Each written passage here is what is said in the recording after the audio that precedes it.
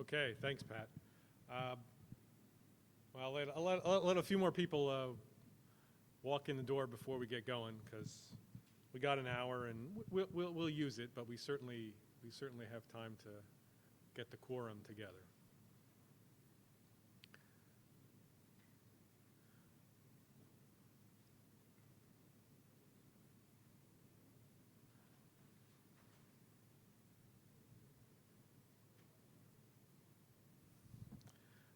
Okay, there we go.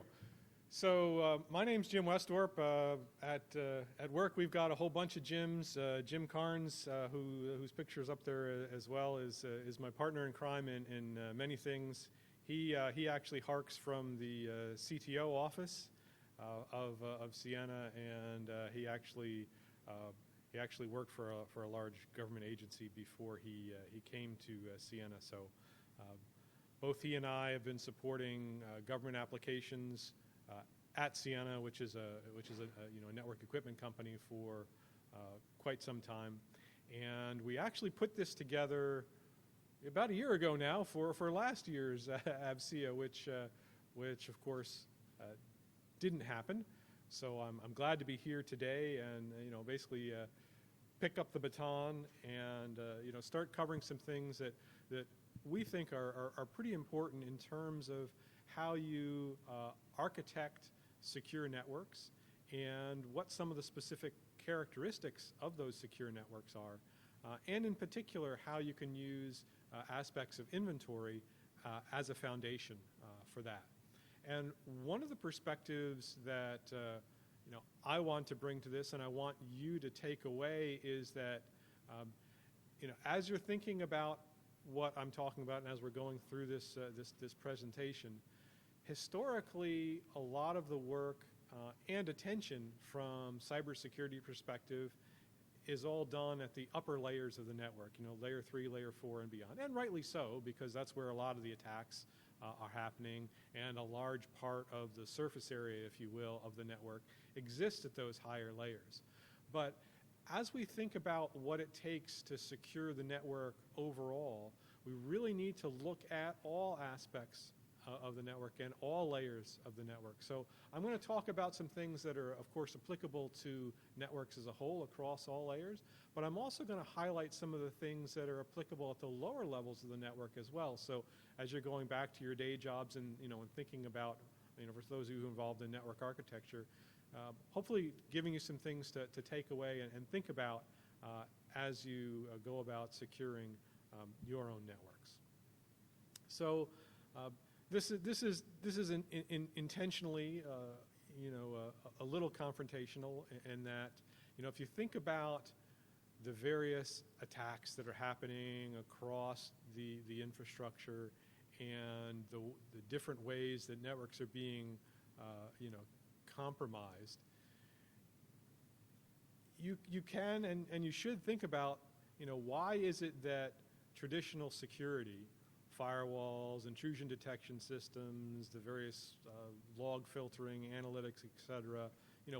We've invested a lot in both time and effort in a variety of different security apparatus and security capabilities. Why is it that we continue to have breaches? And in effect, a lot of times you think, hey, I've done the standards work, I'm compliant with my certs, I've got all my great firewalls and everything, and you're still getting popped.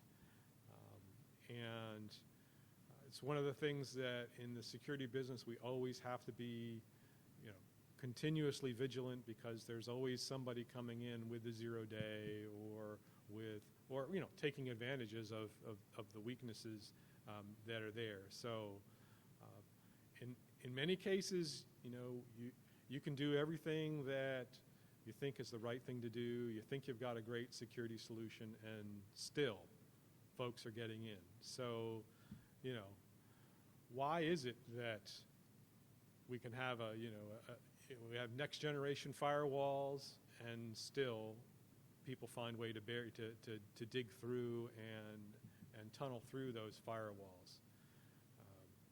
We're seeing lots of ransomware attacks, of course. we wouldn't see so much of it if the darn ransomware attacks didn't work.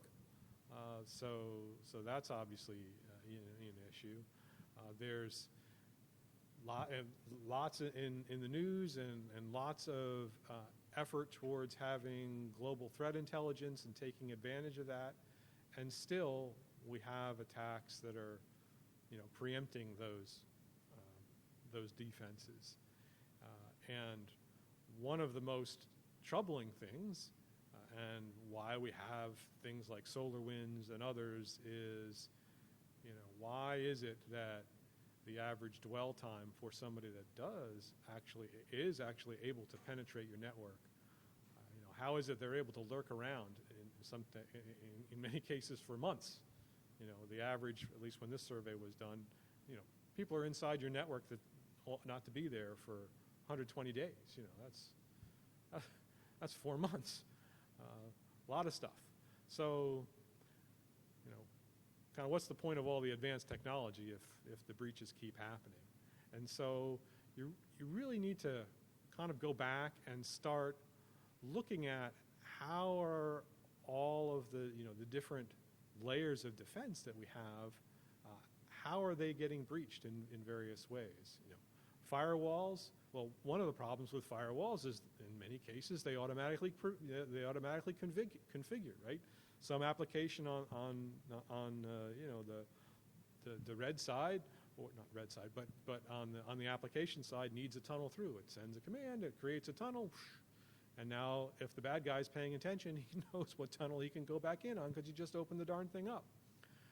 So one of the ways is to make sure that, and this goes back to our emphasis on inventory, is really make sure that you understand the various services and the rules that should be applied to those services. Not easy, absolutely not, but you do have to pay attention to that, otherwise people get through. Ransomware, yeah, lots of that stuff going on. How can we make sure that the gaps that exist that the ransomware attack vectors take advantage of are identified and closed? Lots of work going on in terms of identifying threats, databases of those things. But one of the things that certainly we see in our business, and I think you see in yours, is that there's a lot of discussion of threat, but unless the threat is put in the context of how it could relate to your network and how that threat is likely to be manifest in your network, it's kind of hard to generate a comprehensive response to that. So think in terms of threat and response, not just do I need to worry about this particular attack vector. You need to figure out if that vector is valuable, if it's applicable to your network, et cetera.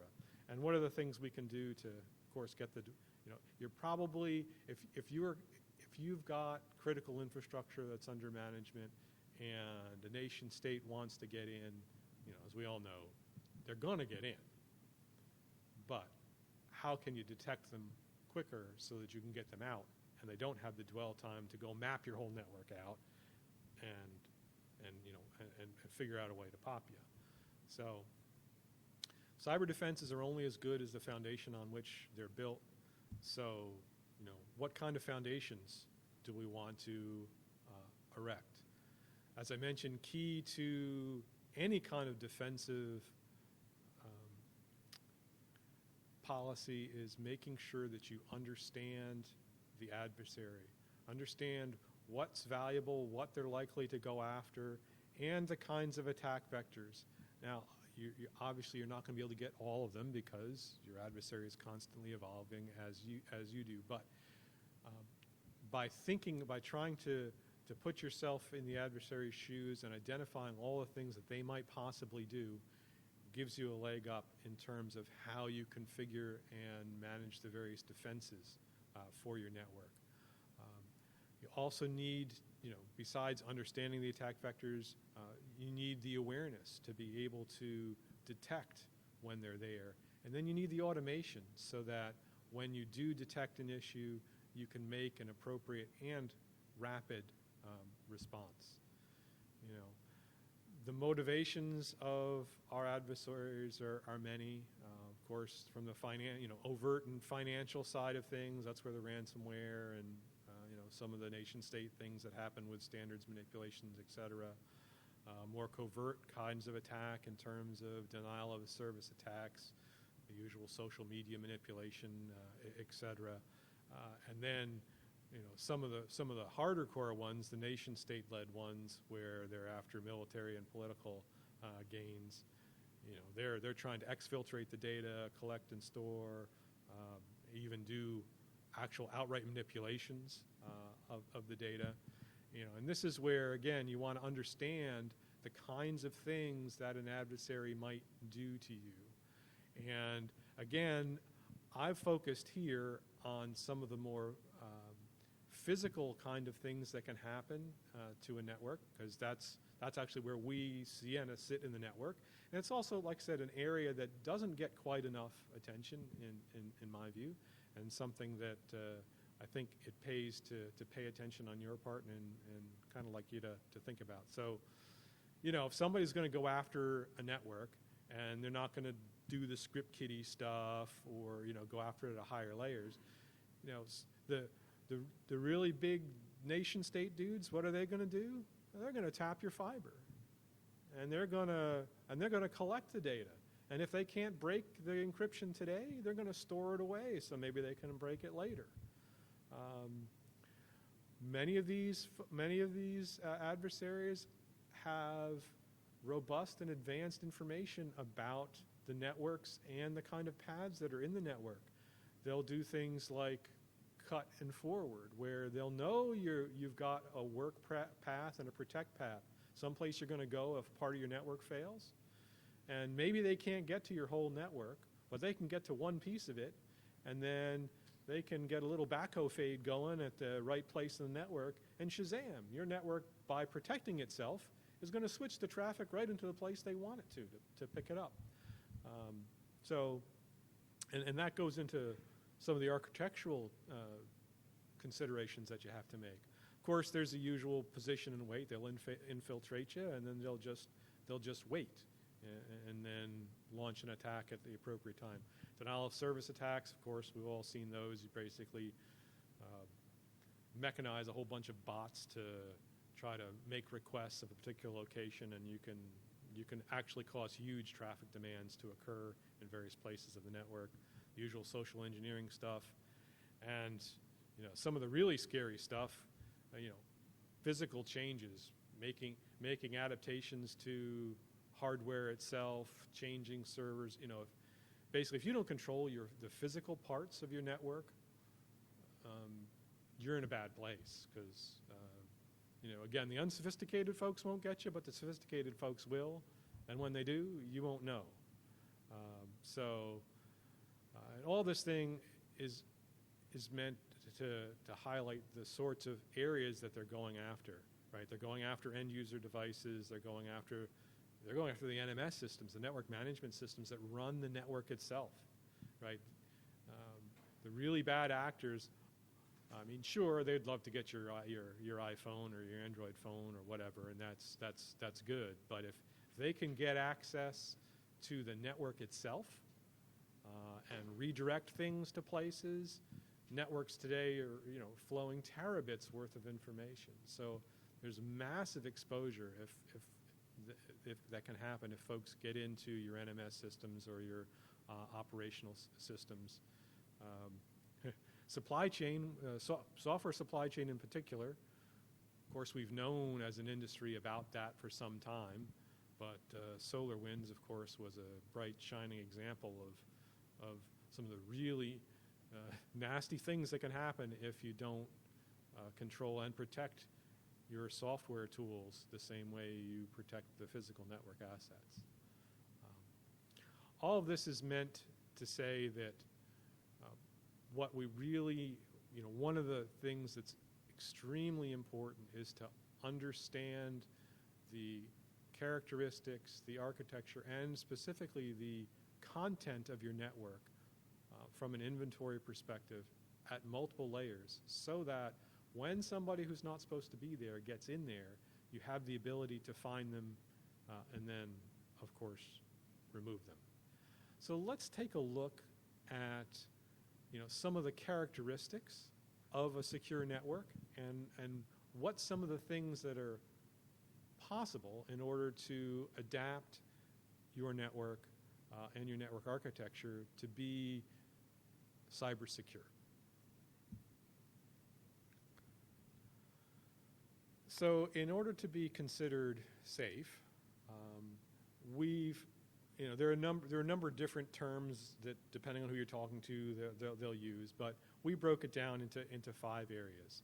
Your network needs to be confidential, it needs to be trusted, it needs to be available, resilient, and resistant. Confidential meaning that if you put information into the network, it shouldn't be possible for somebody either as a man in the middle or somebody who's not supposed to receive that information. It shouldn't be possible for them to, spy on that or get a copy of it.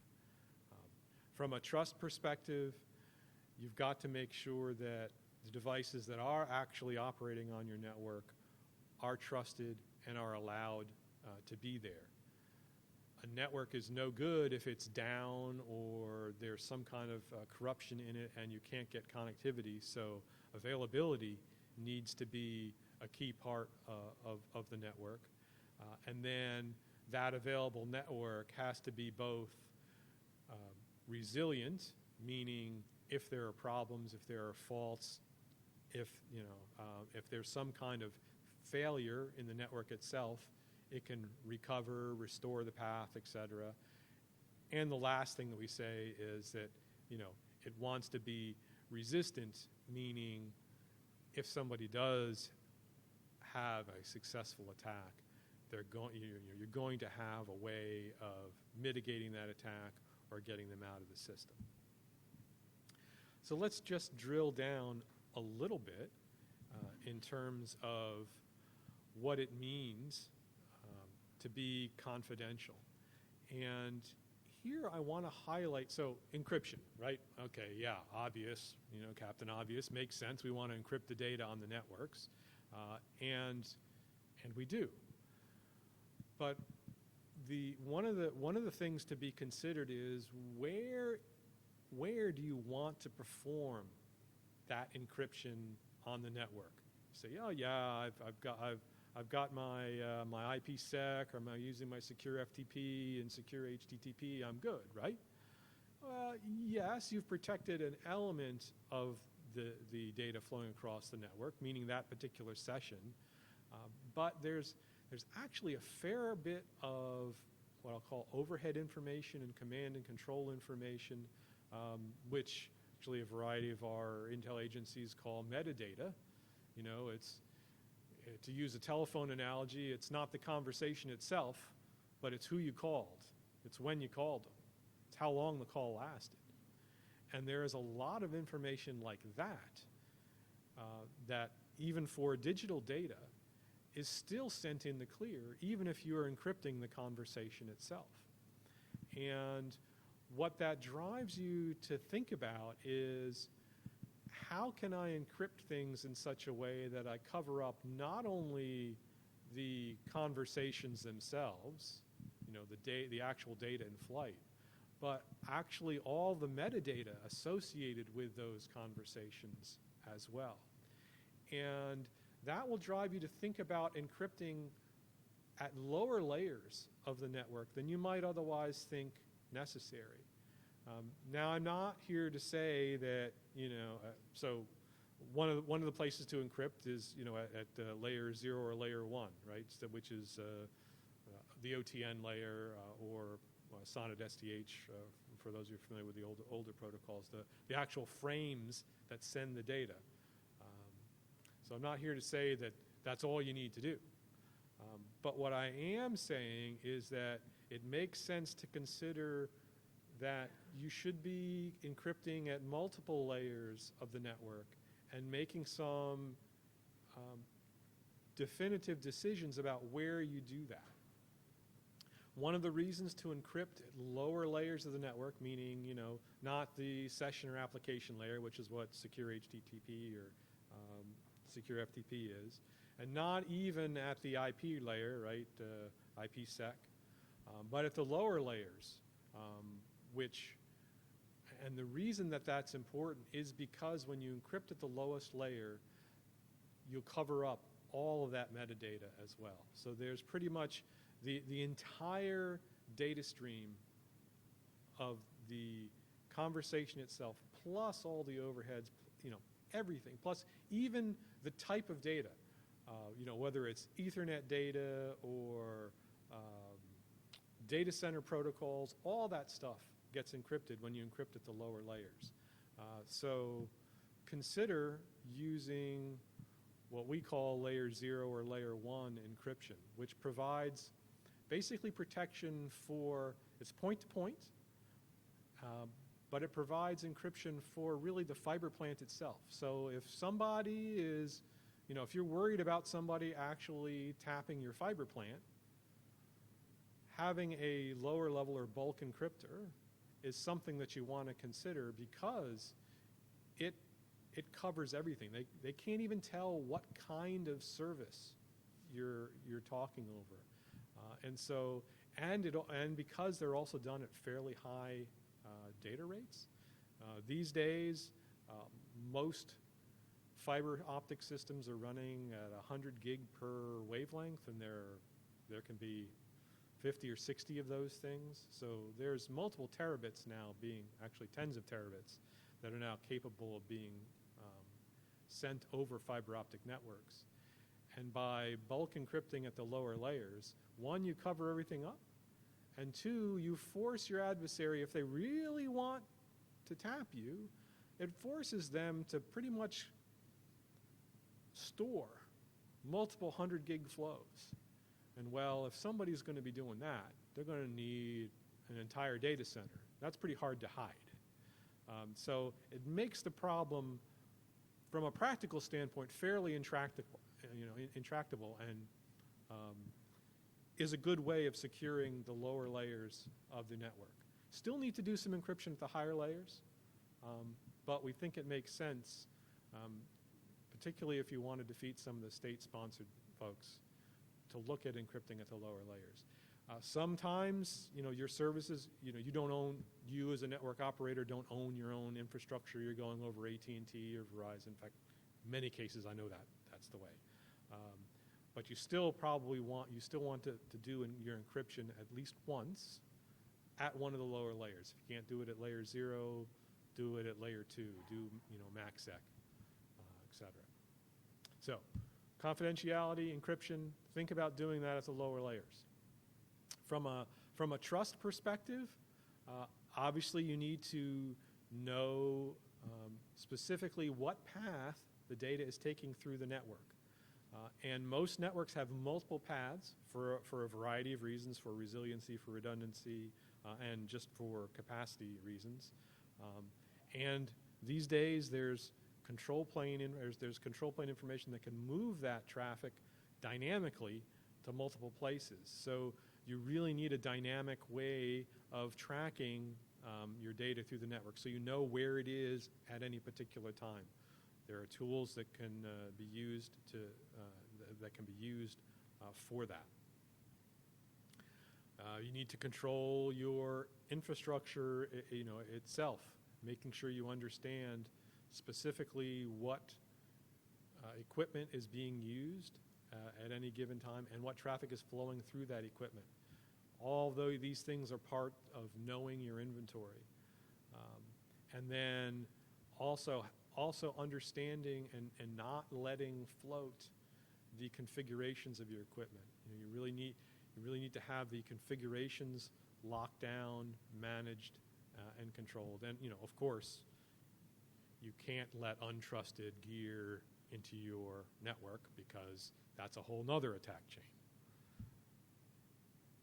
From an availability perspective, this is something that the industry typically does very well with. We've been making, Ciena as well as others have been making redundant hardware, extra processors, extra switch fabrics, supporting multiple paths, et cetera. So the industry as a whole has done a pretty good job with availability. but we're always improving, and as the networks themselves are having more capacity and being more dynamic, we now have the ability to switch around, said, terabits of information, wavelengths at a time, and being able to optimize that across different physical paths, and being able to do that with automation, so that if there's a fault in a particular part of the network can automatically recover from that. So lots of work has been done towards making networks more and more available. And again, encourage you to think about having, like we talk about in this next slide, networks with multiple paths. And there's availability reasons to do this, there's security reasons to do this, and there's capacity reasons to do this. But one of the things I'd like you to think about is having more than just one or two paths between individual sites. And the reason you want that is so that, yes, you're more fault tolerant. But remember earlier on we talked about some of the ways that adversaries might attack your network. If you've only got one or two paths between points on your network, sure, your adversary shouldn't have mapped your network out, but they probably did. And if so, now they know where to go. And you've only given them one or 2 points to attack. So you really want to have networks that are multidimensional, what we call multi-degree, so that there's more places for the data to be. Again, gives a larger surface for your adversary to have to attack. And if they're going to attack that broadly, chances are you're going to be able to find them. Now, having extra paths for resiliency, resistance to attack, that does add complexity, but there are tools and automation software that that can be used to orchestrate these kinds of high capacity, highly resilient networks. And so again, consider how you're going to architect your network for resiliency, redundancy, and security by being able to spread the data across multiple paths and multiple physical spaces. From a resistant networks perspective, we've certainly talked about encryption, so we won't talk too much about that. But one of the things we're starting to do, and you're going to see in most modern network equipment, is there's a fairly rich set of telemetry that's available that the system needs just to operate, but that by pulling that information into appropriate analytics tools can be used to give you fairly deep insight into how your network's operating, if it's under stress in any particular area, and give you ways to help defend that network.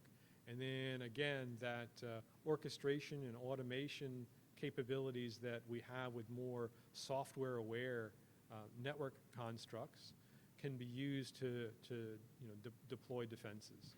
We've kind of already talked about the strong supply chain. Obviously, you have to understand where your gear is coming from, and particularly where it's been.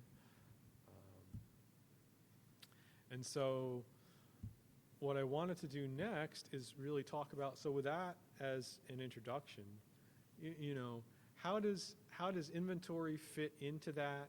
How do we use that information to appropriately defend, our networks?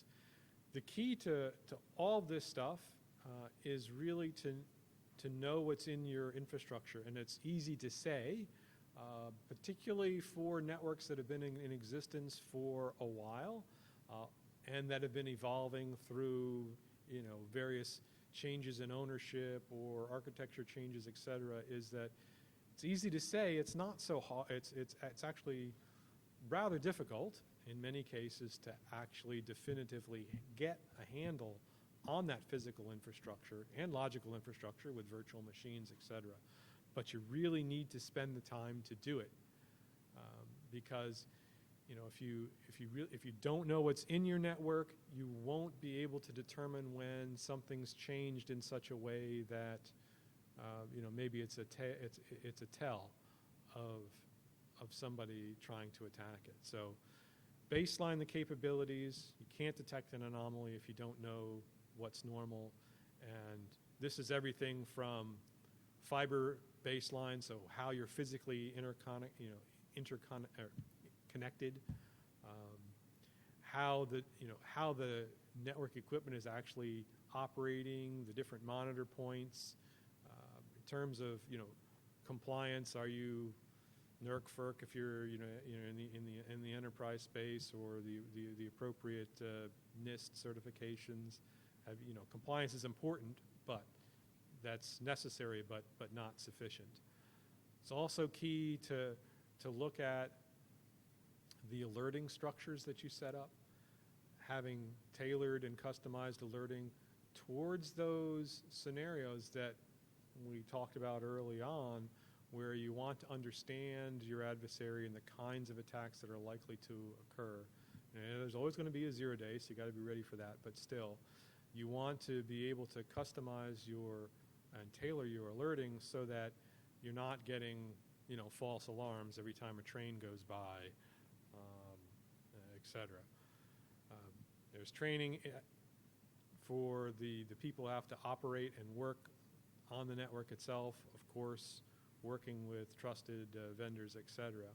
But one of the reasons that we say that inventory is such a key part, and one of the things that you really have to do first is, if we look at the Center for Internet Security, CIS, has put out a list of the number of things that you need to control in order to secure your network, and they go into basic, foundational, and organizational attributes. But if you look at just the basic ones, what are the first two? They're all inventory. And then there's, of course, vulnerability management and, admin privileges and all that other stuff. But fundamental, basic security can't really be done unless you have control of your inventory and control of both your hardware and software assets. And typically, how is that done? Well, a combination of agents on end devices, scanning to make sure that you're detecting as many of the devices that are on the networks, doing flow monitoring across the network to see who's talking to whom.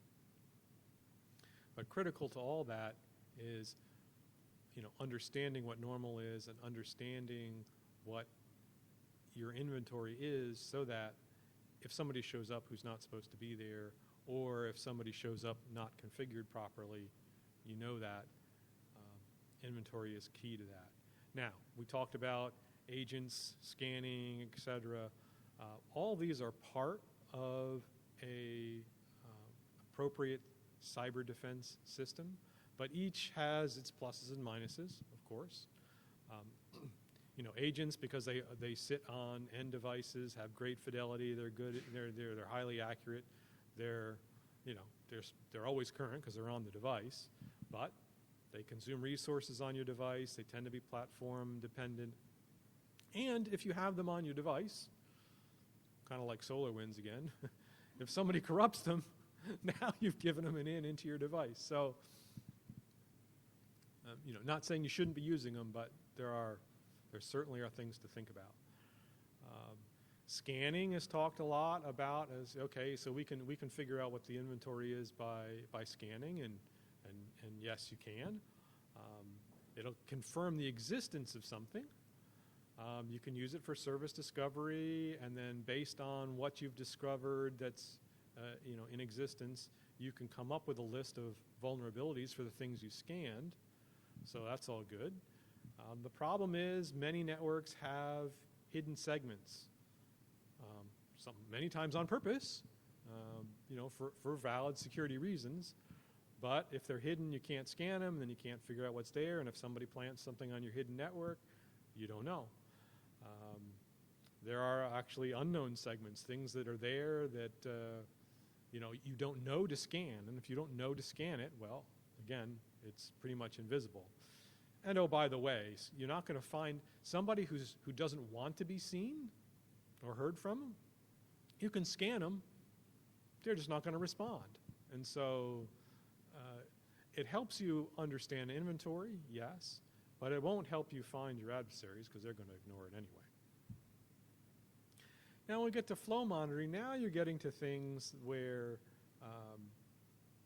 if somebody is using your network for malicious ends, when you're doing flow monitor, depending on which one you do, there is really nowhere to hide because it shows that somebody's there, or that somebody's talking, shows they're active.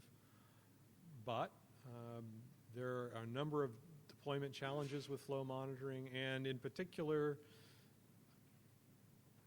it tends to use a lot of bandwidth because people tend to, sure, you got flow monitoring, well, let's monitor everything. Well, pretty soon your flow data gets to be proximate to the size of your network itself, and most people don't want to double the size of their network just because they want to do flow monitoring. And of course, attackers can figure out how to hide within even that. So from an inventory perspective, just to kind of summarize, we've talked about some of the approaches to securing the network and why inventory is important. But to kind of wrap this part of it up, what you really want to do is you want to understand where the unexpected flows are so that you can plan network responses for that. You want to be able to know when a port becomes active so that you can make a determination of, well, maybe that port shouldn't have been activated. You do need to database these things so that planned service demands at a particular location are identified, again, so that you can appropriately support those when they come up. You've got to model the utilization of a link and elements of the network so that, again, when something anomalous shows up, you know that, so that if there's a denial of service attack or somebody's exfiltrating data over a path that you didn't expect, if you've baselined your network appropriately, you have a way to determine that. And then, again, you really do need to look at the whole service hierarchy, all the services that are running on the network, so that you can use that data to support root cause analysis. Bottom line is, without solid inventory information across multiple layers, not just in any one place, your cybersecurity can be at risk.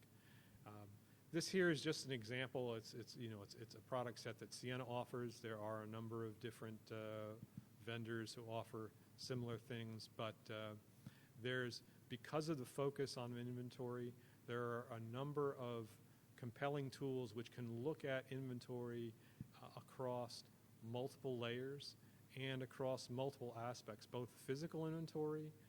Nowadays, with all the virtual machines and servers, you have to look at physical devices as well as virtual devices. And you also need to have the ability to look into the network and see by the commands that the network itself is issuing and by the control plane that is being used to switch and route packets to various locations. How is the data flowing? Has somebody corrupted that route table, switch table? And are things moving in locations of the network where they shouldn't?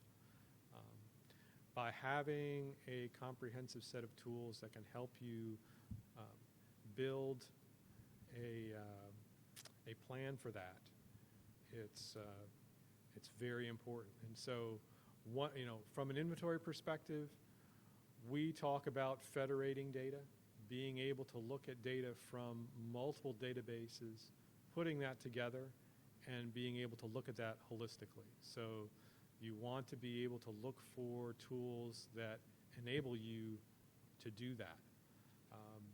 In many cases, in fact, most cases, the inventory functions that we're talking about are almost equally important from a network operation perspective as they are to the security perspective. So these are things that both your NOCs and your SOCs can take advantage of. And again, something to consider. A lot of times these things are considered separately and operated separately. There's definitely commonality in data, commonality in some tools that make sense to be used in both places. And again, consider that as you're looking at your overall networks.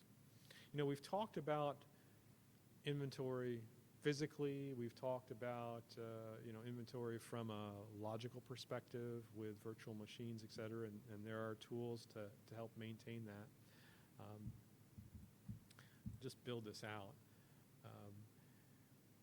We talked about flow, and there are things you can certainly monitor the flows at any particular point in the network and collect information about what's flowing through a particular cross-section of the network.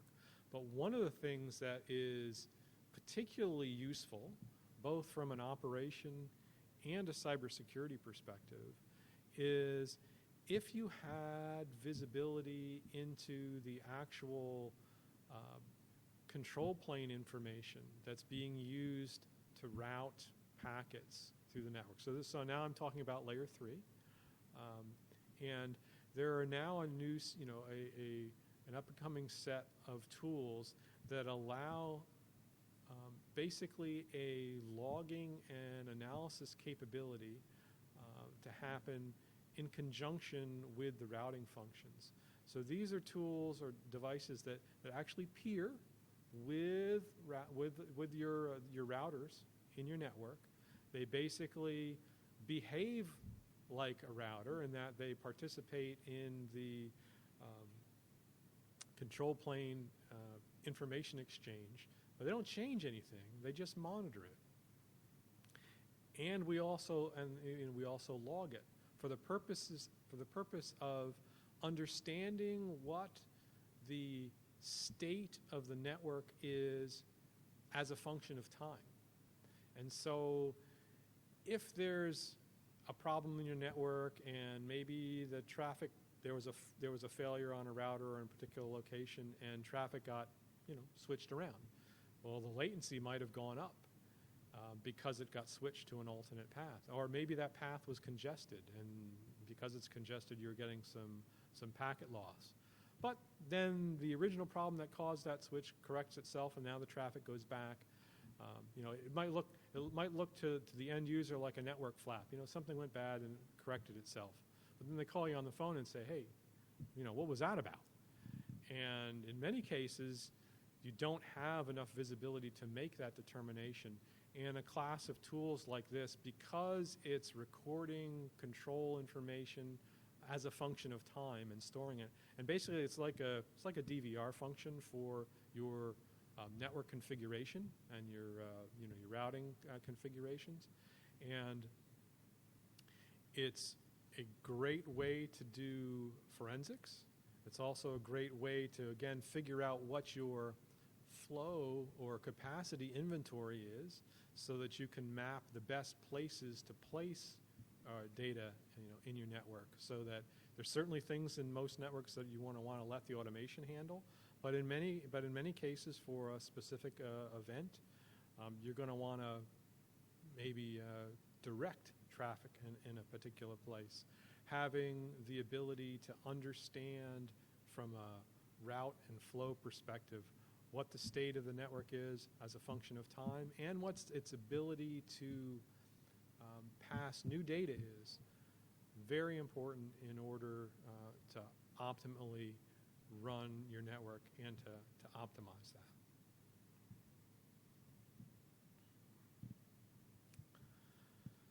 that. And like I said, how it works in this case is this is a layer 3 capability, so relatively low layer. And like I said, peers the routers. It collects all of the protocol information, your RSVPTs, your segment routing, looks at all your services, your virtual private networks at both layer 2, layer 3, stores that all, and again, provides you for a particular routing domain, and you can have this across several. A great way to explore and manage that and provide the inventory perspective. And then one last thing I want you to think about, and this is, you know, so from a layer 3 perspective, you can do things with a tool similar to what I just described. A route managing tool. However, there are lower layer protocols. Again, I want you to think about some of the lower layers that, you know, if somebody's not at layer 3, they're not communicating with IP, they're just doing Ethernet, that can slip beneath many folks' you know, tools and observation layers. So, you know, think about having a class of tool that monitors not only IP traffic, but just layer 2 traffic. And in particular, you can look at MACs, and yes, MAC addresses can be spoofed, but in general, you can, because of the way the protocols work, if you track somebody by MAC address, you pretty much, that supposedly uniquely identifies them. Like I said, you can spoof these things, but it's a very good way of figuring out who's communicating on your network and collecting information about the type of device they are, et cetera, that you can use for risk scoring, et cetera. Okay, and then lastly, just to wrap up, I want to, like all things associated with security, a good cyber security strategy requires a multifaceted approach. You know, any opening left at any layer is going to get exploited if you leave it open. Think about, I hope I've given you some things to think about in terms of the lower layers of the network. The upper layers are fairly well covered. I mean, there's still lots to do there as well, but historically, the lower layers, you know, are assumed, well, they're just point to point, or you know, they're hard to exploit, et cetera. And those are all true statements, but when you're trying to protect against the more sophisticated adversaries, you really need to think about protecting at all the layers, not just the upper ones. Think in terms of, you know, the characteristics we talked about: confidentiality, trust, availability, resilience, resistance. All those things have to be maintained, because without those, the secure networks can't operate. As we talked about the Center for Internet Security, those controls that they've outlined, they really are the baseline. And as they highlight, and we want to re-emphasize here, inventory across multiple areas is something that needs to be considered in that. And because inventory is really primary to the beginnings of protecting your network, it's worth the significant investment to properly maintain that inventory over time and over changes in your network. You know, by combining the inventory awareness that we've talked about with software-defined tools for automation, and you know, all of the, you know, compute and storage is honestly practically free these days, so that there's a tremendous amount of information that is available from network elements themselves that, with the appropriate analytics, can really provide not only the means to better operate your network, but to better secure that network as well. So I've left, 10 minutes for a few questions if there are. I'll be happy to answer. If not, if you're thinking about this when you get back to your office, whatever, you can of course shoot Jim Carnes or myself an email, and somewhere in the back of the room, Chris Ransbottom and Tom Finney, my partners in crime from Sienna Government Solutions, are around if you've got any questions about things that we can do from a critical network infrastructure perspective. We'd be happy to help you with that as well. Questions?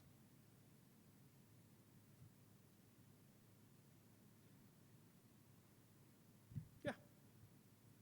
So, inventory is a foundation for your cybersecurity efforts. Yeah. Yeah. So.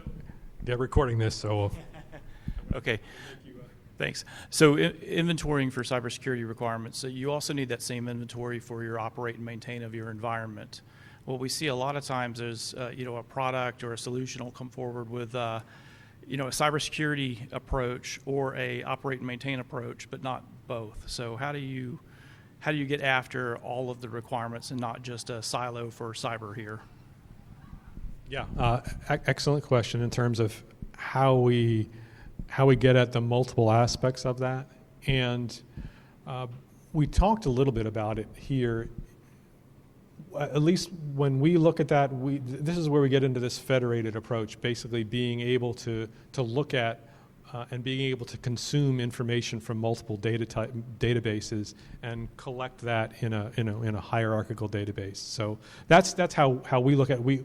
We recognize that information is stovepiped in a number of different areas. So, we're going to try to overlay that with a federated or multi-aspect database, which can then go in and look across multiple areas.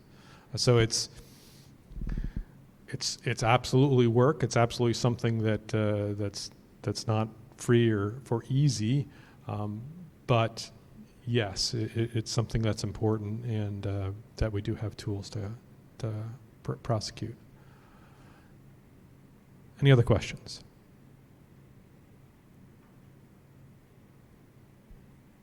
All right, well, thank you very much. And I can go longer? Yeah, well, I got to go 5 more minutes? I have to. All right. All right, well, we need some more questions then.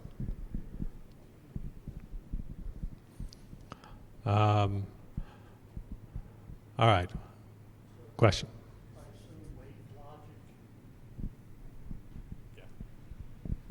I gather that wave logic encryption is a Sienna proprietary encryption, or is there a IEEE effort to standardize? Okay. Yeah. We I tried to avoid putting too many Sienna specific things in there, but yes, wave logic happens to be the trade term for Sienna's optical transmit and receive devices. So those are the things that put 100 to 400 gigs worth of traffic on a particular link. And yes, we specifically have a way of encrypting that in bulk form as part of our optical modems. Now, we're not the only ones who do it, but WaveLogic happens to be our proprietary one. The proprietary part is really just the same thing as the modems itself. It's the optical format of the signal, but the encryption that we use, that's all standardized. So it's all AES 256 with FIPS certifications, et cetera. So, and that's actually important. I didn't talk about having standards-based encryption, but you have to have that. Otherwise, it's very hard for people to evaluate the robustness of your encryption. I mean, yes, I can do some proprietary encryption thing, but without you being a PhD cryptanalyst or cryptologist, how do you know if that's any decent, right? Or if it's good enough? And so to address that, we, as well as everybody else in the industry, we're going to use standard ciphers and standard certifications to basically say that, yes, it's going to do what it says on the tin from an encryption perspective.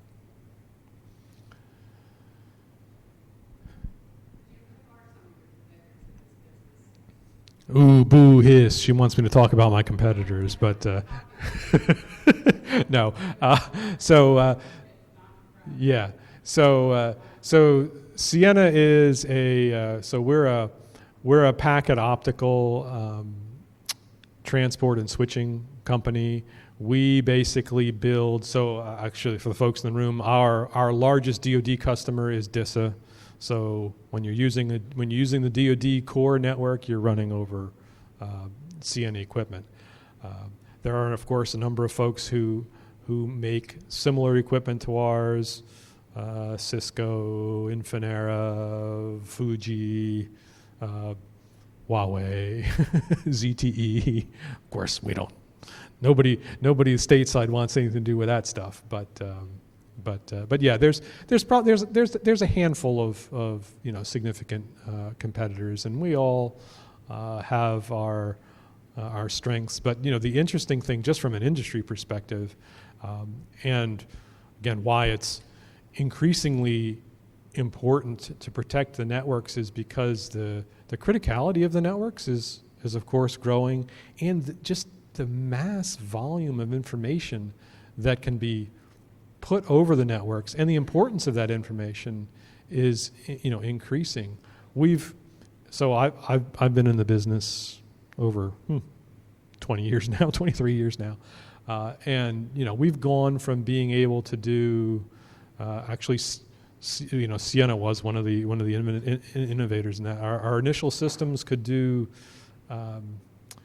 16 wavelengths of 2.5 gig per wavelength, right? So that's grand total of 40 gig you get across a pair of fibers. Now on that same pair of fibers, we can do about 60 wavelengths of 800 gig, so 32 terabits. I've seen your equipment, distant points of presence. Yeah, it'll be on the bases, right? So you're going to see Sienna gear right on the. The old MSPPs. Yeah. Are you guys the standard contractor for all those? For DISA we are. For DISA, yeah. I mean we pretty much sell to all the major carriers, as well as, again, like Cisco and Infinera and others like our competitors. Where our main customers are the large network service providers. DISA, of course, is the largest network service provider for the DoD. And then we, of course, also sell into individual bases for base infrastructure and things like that. You can't try to keep it vendor agnostic. Yeah. Although STEM is one of my favorite parts. I'm trying to make sure you stay vendor agnostic. So I apologize for that question, but No worries. I just I'm wanted happy to make answer sure. that one. Okay. I wanted to make sure you got that information. Everybody that is looking for credit and is an AFCEA member, please make sure you scan your badge at the back. For those that self-certify, you do not need to scan your badge.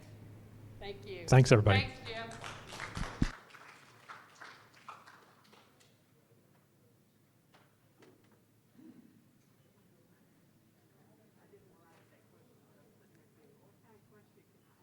That's okay. Yeah, I mean, I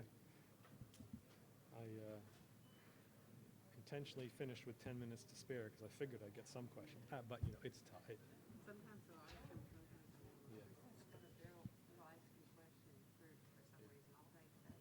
They've been not asking you questions. Usually you get a lot more. Okay, so